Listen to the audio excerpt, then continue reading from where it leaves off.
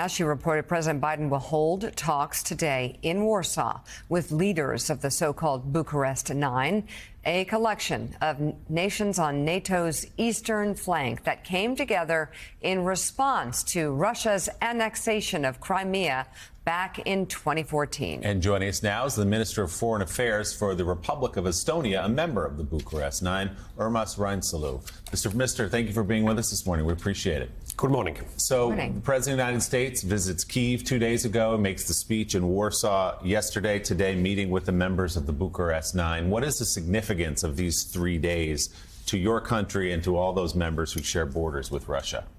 Historical.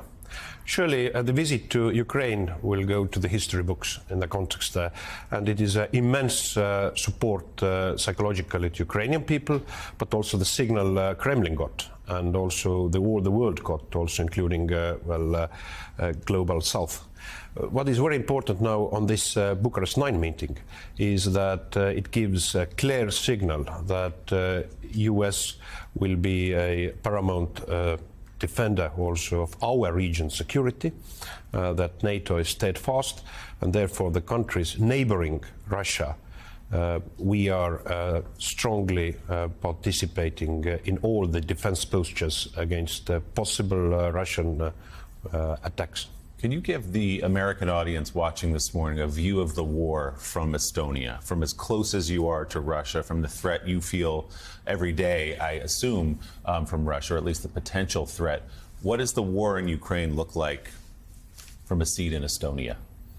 Well, as we are a neighboring country to Russia, our understanding is that the outcome of this war, either it could be interpreted as Putin's victory would mean an existential threat to Europe. And therefore, Ukraine needs to win this war. And Estonia has now delivered around 1% of our GDP in weapon support to Ukraine, and we are making this pledge to all our NATO allies that Ukraine needs more weapons immediately, more ammunition immediately. And what about our region security? So we are proud we have received US troops, we have HIMARS in our soil, we have UK troops, others. And so I think the Kremlin has got the signal also that any attempt to attack us would mean a comprehensive response from NATO. Estonia, the countries in the Bucharest Nine are so aware of the threat that Russia poses, and Estonia in particular known for its intelligence services, its intelligence agencies. What is, nothing classified, but what is the assessment right now from your country, your government, as to what Russia can still do? How powerful is their still military? What sort of threat do they still pose to Ukraine and beyond? Yes, this war is not anyhow ending, but this war could continue for years. And actually, Western camp will decide what is going to be the end of the war, particularly how determined we will be in our support to Ukraine, rising the altitude of sanctions, giving more weapons, continuing isolation of Russia. And therefore, Russia is now preparing to a grand counteroffensive, and there is a lack of particular weapon systems, fighter jets, long-range missiles. And my pledge is to US, to other allies, not to be anyhow hesitant to give these weapons, all the range of conventional weapons to Ukraine, because somebody might say it is going to be escalative. But let's put it to another perspective. Russia already uses all these types of weapons against Ukraine.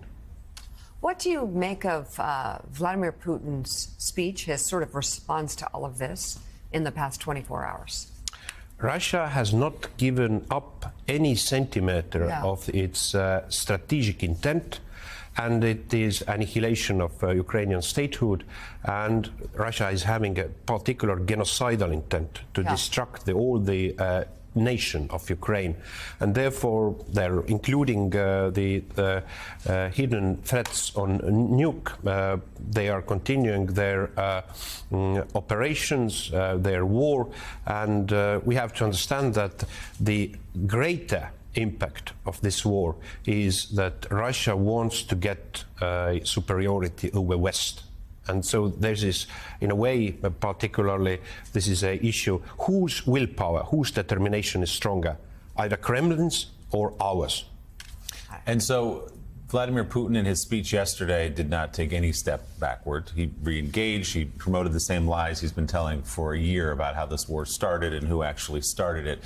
So in your mind, as someone who understands Russia and Vladimir Putin perhaps better than someone sitting in the United States right now, how does this play out? How does this end? Is there anything that would compel Vladimir Putin to step away, to stop his war? Because he has framed it as existential for his country, that he is reclaiming land that belongs to him. How does this end, in your view?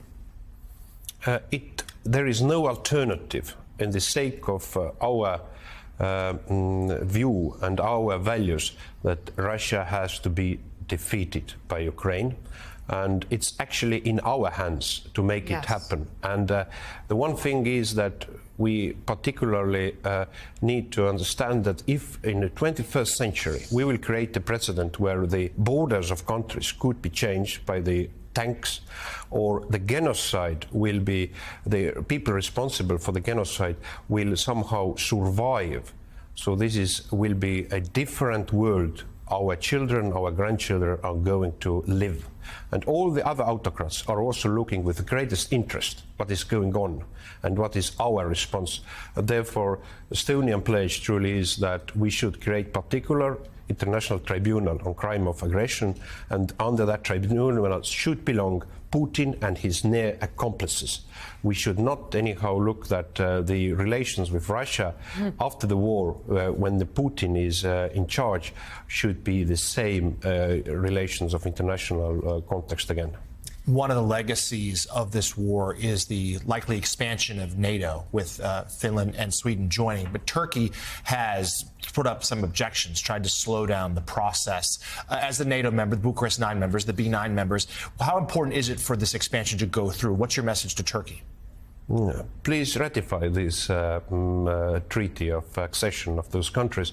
Surely there has been a devastating earthquake in Turkey now, but in a context of security for our region, it is again a vital issue, because it will change a balance also around the Baltic Sea if Finland, Sweden will become, and I'm sure it takes time, but after, and surely I hope it is earlier than sooner, but these countries will become members of NATO, and the future will also be that after this war, Ukraine should become also a member of NATO. A member of NATO. I was going to ask you, what is your message to President Biden and to other NATO members and the rest of the world about Estonia's support in the long haul for Ukraine?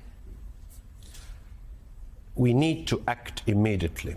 The last year, what we learned from last year is that Western support to Ukraine has been too slow. It has been like a gradual approach. To invest to Ukraine support as much as it needed, that Ukraine would not lose the war. But we have to change the paradigm.